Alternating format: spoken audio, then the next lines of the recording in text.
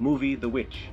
Director and writer Park Hoon-young. Language Korean by the name Manyo, and English language. Casting of the movie: Kim Da-mi as Ja-yoon, Jo Min-soo as Dr. Baek Choi, Charm-sik as Nobleman, Park Hee-soon as Mr. Choi. Story of the movie is about a girl named Ja-yoon who got away from an administration office that directed trials on kids quite a while back. She gets taken in by an old couple when they find her at the field, and they raise her like their own. However, Ja-yoon has no memory of her past or even her name. Ja-yoon grows up brilliant, adoring, and entirely dependable. She succeeds in numerous things at school, genuinely at home, perhaps in all things. Her secondary school life is at its top at the open country, and with the influence of her companion, she gets the guts to join a broadly broadcast tryout program to win the top award, and assist with outing her family that is as of now battling.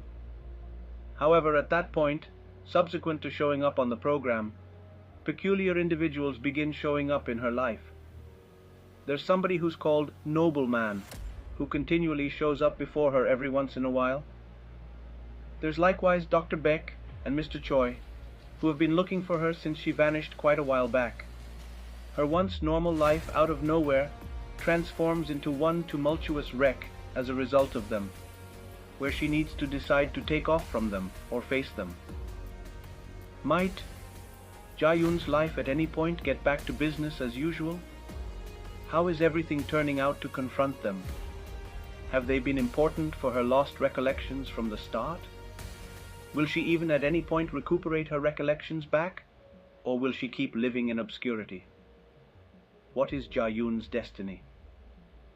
In the review of the movie, personally, I felt that the start of the film was dubious and exhausting. It will in general hide a few things that happened to Ja-yoon previously. However, it gives you a foundation that something horrendous was finished to her at the research facility, that she designs a frantic break from her capturers. You will not actually notice anything odd on the succession for the primary curve, as it portrays Ja-yoon's exceptionally normal life in the field, along with her new parents. They love her like their own youngster. Ja-yoon likewise has a closest companion she can depend on and snicker with. She lives in a homestead distant from the clamor and contamination. However, at that point, she gets convinced by her closest companion to join a tryout that will be broadcast for everybody's viewing pleasure, and she shows an unimaginable ability that later uncovers her character to the individuals who have been long chasing after her since she got away. That is the point at which the exhilarating part develops. When Nobleman shows up directly before her and converses with her as though he knew her from quite some time ago, stirs her up, to the point Ja-yoon cries in surprise. Nobleman is pursued away. However, unusual individuals keep on prowling around her from that point on. Ja-yoon has all the earmarks of being delicate, contrasted with those unusual individuals joined. They were, by all accounts, major areas of strength for exceptionally, and unnerving that the honest Ja-yoon is effortlessly scared. However, this second bend of the film brings me into an acknowledgement that there's something there behind layers of veils. I'd recollect the title as well and ask myself, all in all, when will I get a brief look at the witch? I know in my mind that Ja-yoon is the witch. However, no less than 3/4 of the film is committed to disguise reality and confound the watcher.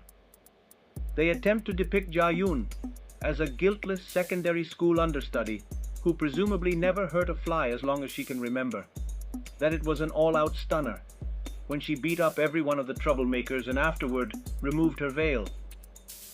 They were attempting to kill her when, in a surprising development similarly as when they naturally suspect she'll ultimately kick the bucket, she returns a debilitated grin, and afterward the activity begins. Ja-yoon becomes relentless and unforgiving, like she, in a real sense, committed for what seems like forever, planning for the exact second she meets again with those foes from before.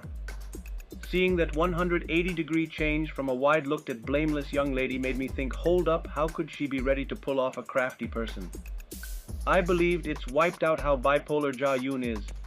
However, at that point I get flashbacks of her thought process of the beyond a decade and acknowledged Ja-yoon has everything arranged out, and some way or another she gets the consummation she needs for Section 1.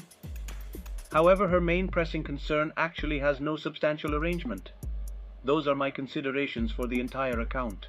I also dedicate my special mention to Choi Woo-sik, who played as Nobleman in the movie. As a villain of the extraordinary female high school student that has the strength like Superman and the evil brain of a sick anti-hero, he pretty much got his spotlight. I think it made him more charming that he smirks and stays the villain in the end. You can call him smart and handsome villain. Kim Da-mi's performance is good in the movie.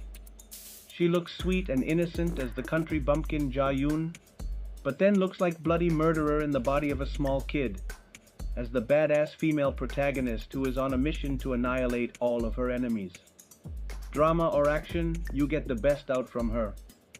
With this movie, she's going to give you the biggest surprises. If you liked the video, then don't forget to like and subscribe the channel. And also let me know which female martial arts fight scenes you want to see in upcoming videos. Thanks for watching.